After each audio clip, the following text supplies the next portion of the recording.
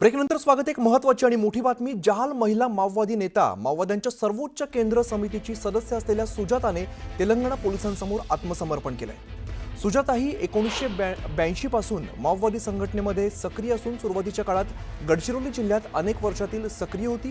त्यानंतर दंडकारण्यात तिने खूप महत्त्वाची भूमिका बजावली। अनेक हिंसक घटनांमध्ये तिचा प्रत्यक्ष सहभाग आहे। ती माओवाद्यांच्या संघटनेत महत्त्वपूर्ण असलेल्या तसंच पश्चिम बंगालमध्ये ठार झालेला मोठा माओवादी नेता किशनची ती पत्नी आहे आणि तिच्यावरती सगळ्या राज्यात मिळून 4 कोटीपेक्षा जास्तचं बक्षीस आहे। महिलांना गेल्या 40 वर्षात संघटनेत दाखल करण्यात सुजाताने महत्त्वाची भूमिका बजावली आहे। तेलंगणा पोलिसांसमोर सुजाताने आत्मसमर्पण केलेलं असून आज पोलीस त्याची अधिकृत घोषणा करणार आहेत। सुजाताच्या आत्मसमर्पणामुळे माओवादी संघटनेला मात्र मोठा हादरा बसलाय। भूपती किशनजी गणपती यासोबतच सुजाता हे मोठं नाव आहे। पोतुला कल्पना उर्फ सुजाता ही 1980च्या दशकात पदवीधर झाल्यानंतर माओवादी संघटनेत दाखल झाली।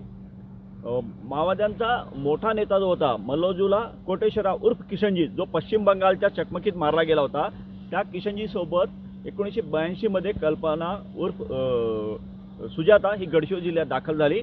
गडचिरोली जिल्ह्यात सुरुवातीच्या काळात अहेरी सिरोंच्या भामरागड एटापल्लीपासून पेरमिलीपर्यंतच्या जंगलामध्ये सुजाताचा वावर होता आणि महत्त्वाचं म्हणजे त्या काळात अनेक तरुणींना माओवादी संघटनेत आणण्यामध्ये सुजाताने खूप महत्त्वाची भूमिका बजावली। 98 पर्यंत सुजाता ही गडचिरोली जिल्ह्यात सक्रिय होती। अनेक मोठ्या घटनांमध्ये सुजाताचा सहभाग आहे, ज्यात काही प्रत्यक्ष पोलिसांसोबत झाले एन्काउंटर आहेत, काही हत्या आहेत। सगळ्यात महत्त्वाचं म्हणजे सुजाता पदवीधर असल्यामुळे तिचं तेलुगू, हिंदी, इंग्रजी भाषांवर तिचं प्रभुत्व होतं आणि त्यासोबतच वेगवेगळ्या ज्या बैठका व्हायच्या त्या बैठकांमधून तरुणींना तिनं माओवादी संघटनेत दाखल केलं होतं। 98 नंतर सुजाताची कार्यपद्धतीमुळे माओवादी नेतृत्वाने तिला दंडकारण्यात पाठवलं आणि तिच्यावर मोठी जबाबदारी आली। आत्ता सुजाता माओवाद्यांच्या केंद्रीय समितीची सदस्य, त्यासोबतच माओवाद्यांचं जे जनताना सरकार आहे, जे अतिदुर्गम भागात त्यांचं स्वतःचं सरकार म्हणून चालवतात, त्या जनताना सरकारची ती प्रमुख होती आणि माओवादी काही ठिकाणी शेती करतात, ते सगळ्या कृषी व्यवस्थेशी निगडीत गोष्टीसुद्धा सुजाता बघायची।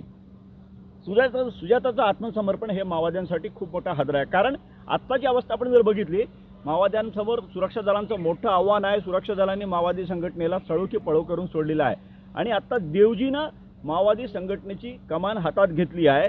त्या पार्श्वभूमीवर संघटना मजबूत करण्याचा प्रयत्न देवजीकडून होईल अशी परिस्थिती असताना सुजातासारखी सर्वोच्च केंद्रीय समितीची सदस्य आत्मसमर्पण करणं हे माओवादी संघटनेला हादरा आहे। 10 दिवसापूर्वी तेलंगणा पोलिसांसमोर ती शरण आली, मात्र पोलिसांनी ते अधिकृतपणे जाहीर केलं नाही। आज तेलंगणा पोलिसांची ही अधिकृत भूमिका या संदर्भात जाहीर होणार आहे। तिच्यावर प्रत्येक राज्यात 1 कोटीचं बक्षीस आहे, त्यामुळे जर बघितलं तर 4 ते 5 कोटीचं बक्षीस सुजातावर आहे आणि महिला नेतृत्व जे आहेत सेंट्रल कमिटीमध्ये 2 ते 3च उरलेले आहेत, त्यामध्ये सुजाता ही खूप महत्त्वाच्या भूमिकेत होती आणि असं सर्वोच्च कॅडर याचं आत्मसमर्पण होणं, त्यामुळे येणाऱ्या काळात माओवादी संघटनेत महिलांची भूमिका कशी सक्रिय राहील हे आपल्याला पाहावं लागेल। महेश तिवारी, न्यूज 18 लोकमत, गडचिरोली। एक छोटासा